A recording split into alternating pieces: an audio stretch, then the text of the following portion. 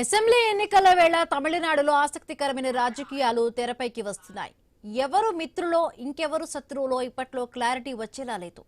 రాజకీయాల్లో శాశ్వత శత్రువులు, శాశ్వత మిత్రులు ఉండబోరన్న నానుడికి ఈ ఎన్నికలు రుజువుగా నిలిచే అవకాశాలు కనిపిస్తున్నాయి. మిత్రపక్షంగా ఉన్న డీఎంకే, కాంగ్రెస్ దోస్తీకి చెల్లుచీటి తప్పదనే సంకేతాలు కనిపిస్తున్నాయి. ఈ ఏడాది ఏప్రిల్, మే నెలలో జరిగే అసెంబ్లీ ఎన్నికల్లో 40 సీట్లు అడుగుతోంది కాంగ్రెస్ పార్టీ. అయితే కాంగ్రెస్ పార్టీ అడిగినన్ని సీట్లు ఇవ్వడానికి డీఎంకే సిద్ధంగా లేనట్టు కనిపిస్తోంది.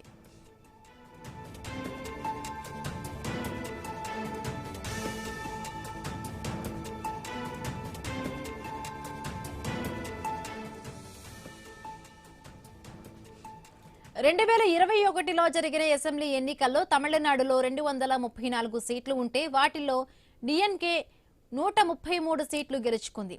పొత్తుల్లో కాంగ్రెస్ పార్టీకి 18 ఎమ్మెల్యే సీట్లు విజయం సాధించింది. ఇప్పుడు 40 చోట్ల పోటీ చేస్తే ఇంకా ఎక్కువ సీట్లు వస్తాయని ఆశిస్తోంది కాంగ్రెస్ పార్టీ. అయితే అడిగినన్ని సీట్లను డీఎంకే ఇవ్వకపోతే హీరో విజయ్ పెట్టిన టీవీకేతో కలిసి ఎన్నికల్లో పోటీ చేయాలని కాంగ్రెస్ పావులు కదుపుతోంది. ఇక వాస్తవానికి తమిళనాడులో కాంగ్రెస్ కు కేడర్ లేదు, అంత సీన్ లేదన్నది డీఎంకే వాదన.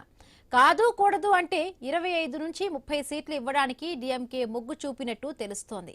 అయితే ఈ సంఖ్య కాంగ్రెస్ నేతలను సంతృప్తి పరచడం లేదని సమాచారం. వెంటనే హీరో విజయ్ రాగం అందుకున్నారు కాంగ్రెస్ నేతలు.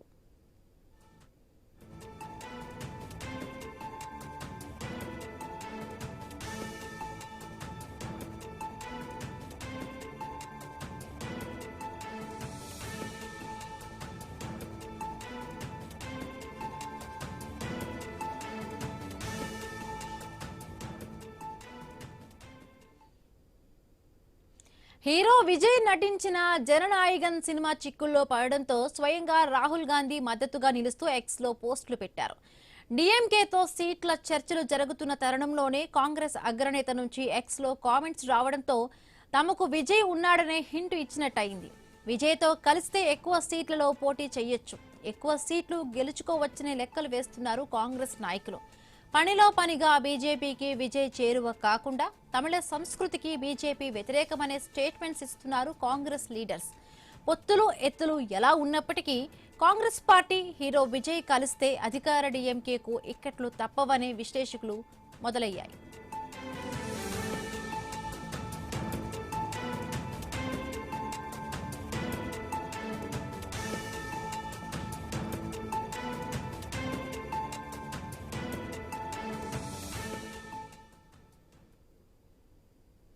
కాంగ్రెస్ పార్టీనే కాదు, బీజేపీ కూడా హీరో విజయ్ పార్టీతో పొత్తుకు తహతహలాడుతోంది.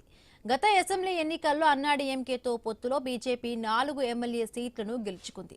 ఈ ఎన్నికల్లో గెలిచే సీట్లను 24కు పెంచుకోవాలని చూస్తోంది. అయితే బీజేపీతో విజయ్ కలిసినా, విజయ్తో కాంగ్రెస్ గెలిచినా అది తమిళనాడులో బీజేపీకి ప్లస్సే అని గణాంకాలు బయటకు తీస్తున్నారు కొందరు. డీఎంకే దెబ్బతిని ఆ మేరకు బీజేపీ లాభపడుతుందని పేర్కొంటున్నారు. 2021లో కాంగ్రెస్ గెలుచుకున్న 18 ఎమ్మెల్యే సీట్లలో విజయ పార్టీ ప్రభావం కనీసం 8 చోట్ల ఉంది. డీఎంకేతో కలిసి కాంగ్రెస్ వెళ్లితే ఆ 8 సీట్లకు ఎసరు తప్పకపోవచ్చు. అయితే 2021 ఎన్నికల్లో బీజేపీ అన్నా డీఎంకేతో కలిసి పోటీ చేసింది. 20 చోట్ల బరిలో నిలిస్తే బీజేపీ గెలుచుకున్నది 4 సీట్లు. ఈ దఫా మాత్రం బీజేపీ 60 చోట్ల పోటీ చేయాలని ఉబలాట పడుతోంది. కానీ అన్నా డీఎంకే 170 సీట్లలో పోటీకి గ్రౌండ్ ప్రిపేర్ చేసుకుంటోంది. బీజేపీకి 23 సీట్లు ఇస్తే చాలని లెక్కలు వేస్తున్నారట అన్నాడీఎంకే నేతలు. 23 సీట్లకు బీజేపీ నేతలు ఒప్పుకోవడం లేదని తెలుస్తోంది. పొత్తులు, సీట్ల షేరింగ్ పై ఇప్పటికే మాజీ సీఎం పళనిస్వామి, కేంద్ర హోంమంత్రి అమిత్ షాల మధ్య ఒక దఫా చర్చలు కంప్లీట్ అయ్యాయి.